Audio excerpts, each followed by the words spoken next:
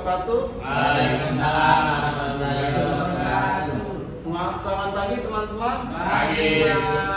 Pada kesempatan kali ini saya akan membawakan menjelaskan materi tentang menghindari minuman keras, judi dan pertengkaran. Minuman keras atau khamr.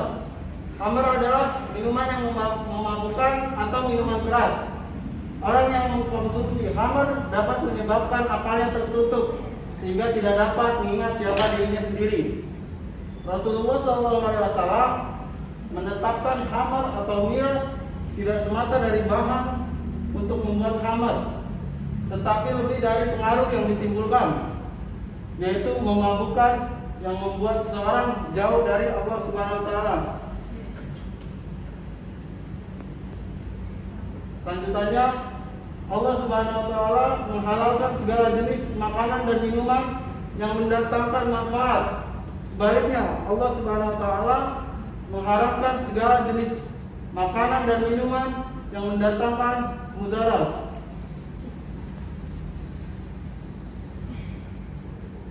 Allah bersabda, keharaman khamr ini juga ditegaskan dalam hadis Nabi berikut yang artinya dari Ibnu Umar bahwa Rasulullah SAW bersabda, setiap yang memabukkan adalah khamr dan setiap yang memabukkan adalah haram. Kenapa kita tidak boleh mabuk? Karena dampak-dampaknya sangat banyak. Dampak yang pertama adalah untuk kesehatan, tekanan darah tinggi karena minum alkohol dapat memicu tekanan darah, menurunkannya kekebalan tubuh dan dapat mudah terserang infeksi. Semakin sering dan semakin banyak jumlah alkohol yang Anda konsumsi, semakin besar risiko terjangkit penyakit kanker, penyakit jantung, gangguan pernapasan, dan gangguan pada organ hati. Organ vital jadi lebih lemah, depresi, dan penyakit liver. Pengertian judi. Judi artinya mudah, yakni mengambil harta orang lain dengan mudah tanpa susah payah, atau yang sering disebut dengan berjudi.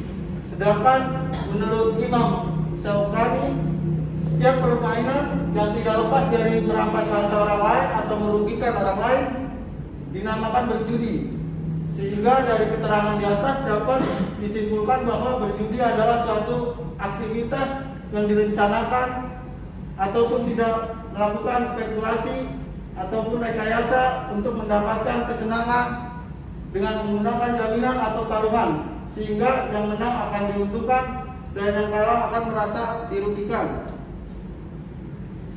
Dampak perjudian bagi kehidupan pribadi dan sosial.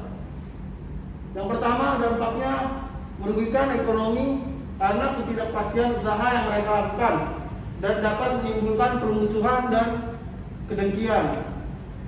Selanjutnya, dapat menghancurkan kestabilan kerukunan dan keharmonisan keluarga.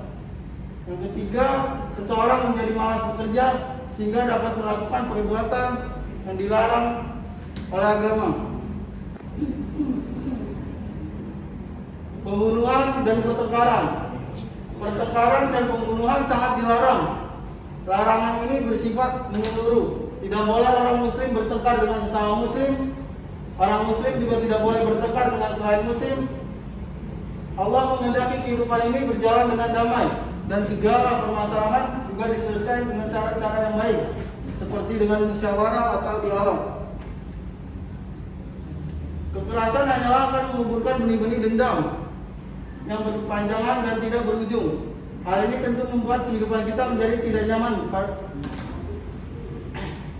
Menghendaki agar manusia dapat hidup berdampingan dengan aman, tentram, damai, dan nyaman. Seorang muslim, kita harus menjadi pelopor terwujudnya kedamaian di keluarga, di lingkungan tempat kita belajar, dan masyarakat sekitar.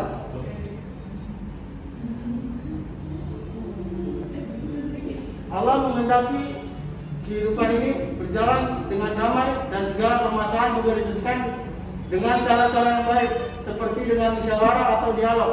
Hadis Rasulullah SAW yang artinya dari Al-Bara bin Azib, sesungguhnya Rasulullah SAW pernah bersabda, kehancuran dunia nilainya lebih ringan di sisi Allah daripada seseorang membunuh seorang mukmin tanpa hak. Oke, lanjut ke sesi selanjutnya, yaitu pertanyaan. Ada yang mau bertanya? Nah, saya Pak. Oke, baik, silakan. Nah, kan kita habis minum khamar nih ya. Terus kita sholat Pak. Kita nggak mandi wajib. Nah itu sholatnya itu diterima atau enggak? Jawab pertanyaan dari Faris. Ibnu Umar radhiyallahu anhu berkata, siapa yang minum khamar meski tidak sampai mabuk, tidak diterima sholatnya selagi masih ada tersisa di mulutnya atau tenggorokannya. Apabila dia mati, maka dia mati dalam keadaan kafir. Bila sampai mabuk, maka tidak diterima sholatnya 40 malam. Mungkin sekian penjelasan dari saya, kurang lebihnya mohon maaf.